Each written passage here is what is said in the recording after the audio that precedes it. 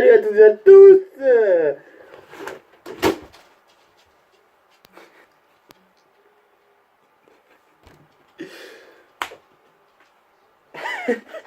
Bon, on arrête. Bonjour à toutes et à tous. Vous voyez mon sablier, je l'ai cassé. Très fragile. Je suis un peu dégoûté.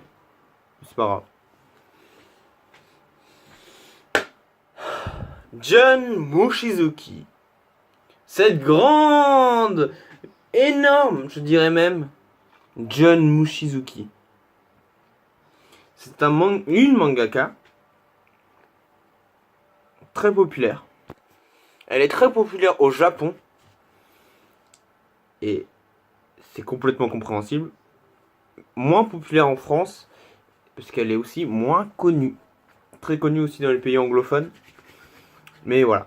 Elle est très très peu connue. Enfin, en tout cas, pas assez. Elle est très sous-cotée en France. Mais bon. Vous parlez à n'importe qui ont lu les travaux de Jun Mochizuki. Et pas qui ont regardé, par exemple, parce que Pandora Hearts en animé, c'est pas loin d'être représentatif de son talent. Tout simplement. Parce que déjà, les dessins dans Pandora Hearts sont moins beaux que les dessins qui est dans le manga. L'animé est plus moche que le... Voilà. Juste ça. C'est vrai que généralement c'est l'inverse, mais voilà. Alors. Elle est très sous-cotée. Du coup, voilà. Fin de la vidéo. Allez, salut. Non. Putain, je suis original, moi. Waouh. Tout le monde l'a fait cette blague. Fallait que je la fasse au moins une fois. Alors. Elle a commencé... C'est vrai que j'ai prêté. Elle a commencé son travail de grande mangaka avec Chris Monchel. C'est le dernier que j'ai eu. C'est le dernier que j'ai acquis de ses trucs, de ses œuvres, qui est un one shot très bon.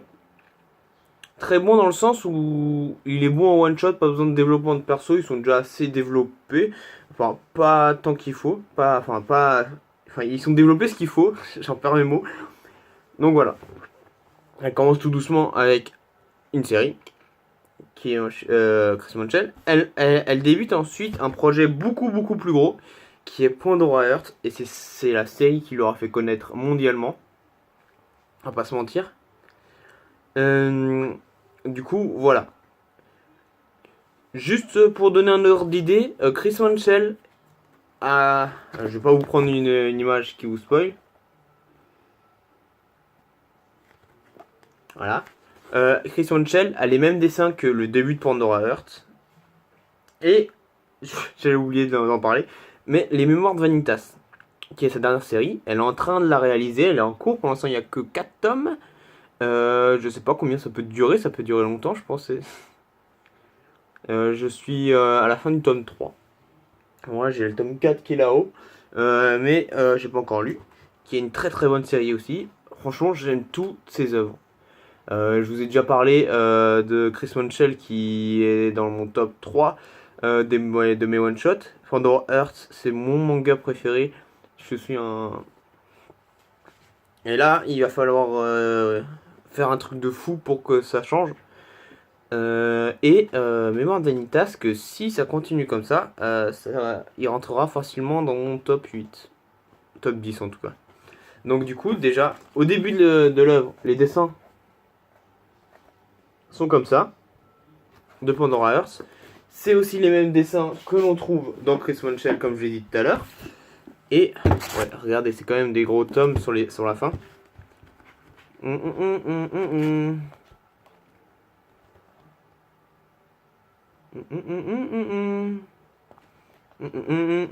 Là, j'ai pas pris un tome très facile parce que vraiment, les derniers sont très révélateurs.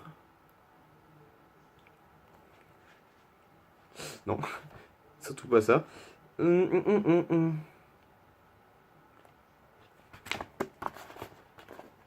Voilà.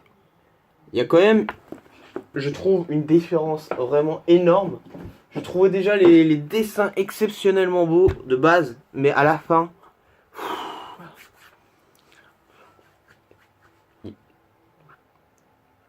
ça serait hypocrite de dire que c'est mal dessiné. De toute façon, c'est pas possible, mais de dire que elle s'est pas améliorée au niveau du dessin, ça serait vraiment hypocrite de la part de la personne qui dit ça. Bon, Chris Manchel, c'est un one shot. Vous savez que j'aime pas trop parler des one shot pour pas trop spoiler. Les Mémoires de Vanitas, c'est en cours. Du coup, voilà, je pourrais pas trop vous en parler, mais du coup, on va vous focaliser sur mon œuvre préférée au début. Après, on va partir un peu en vrille. Alors, dans Pandora Hearts, il y a 4 phases. Il y a 4 phases dans Pandora Hearts que je suis passé au niveau de la préférence. Il y a du tome 1 à 11, on dit entre 1 à entre 10, 11, un des deux. Là, l'histoire est bien. Elle te donne envie de continuer. Elle apporte son lot de mystères, de trucs incroyables. Voilà. Après, du tome 11 ou 12 à 14, là, t'as l'impression qu'on arrive sur la fin du manga. Alors que non, il y a 10 tomes en plus, mais bon, voilà. T'as l'impression que les choses avancent. Enfin, de toute façon, les choses avancent tout le temps. Mais que tous tes acquis sont fondés. Sont bien. Là tu... Voilà. T'es sûr de toi. Du tome 15 au tome 22. 23. Là, c'est là que j'ai compris que c'est un chef-d'œuvre. Le tome 15 au tome 23, c'est vraiment... Tu comprends pourquoi c'est si bien, si beau, si magnifique ce manga. Après, le tome 24 est magnifique. En dessous du tome 15 au tome 23, mais au-dessus du tome des 14 premiers tomes. L'émotion que ce manga procure.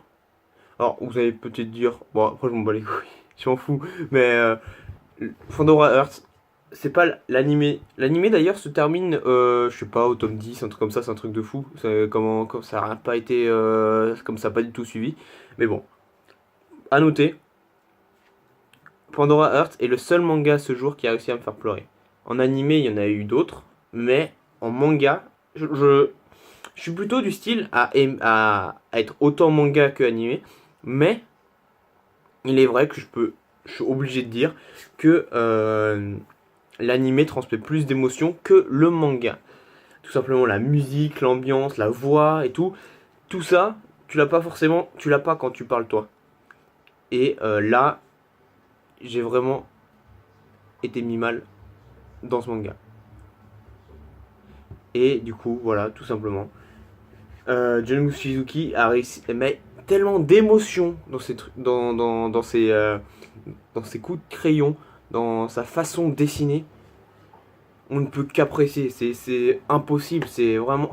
Après je parle à fanboy, hein. Je suis un grand fanboy de John Mushizuki, j'aime tout ce qu'elle fait, et du coup, je sais que je suis pas le seul à apprécier ça, et du coup, elle a vraiment une patte à elle, elle a créé une histoire magnifique, une histoire d'anthologie, une histoire qui est dans les meilleurs mangas au monde avec Pandora Hearts, et elle est très bien partie pour faire une histoire qui, je pense pas autant comme Pandora Hearts, mais qui est très bien partie pour faire une autre histoire de fou avec les Mémoires de Vanitas. John Mushizuki, pour moi, c'est la meilleure mangaka au monde, et je pense que ça sera pas autrement plus tard, après on va voir, mais du coup voilà. Si vous ne le connaissez pas, je vous conseille franchement d'aller la voir, de lire tout ce qu'elle a fait.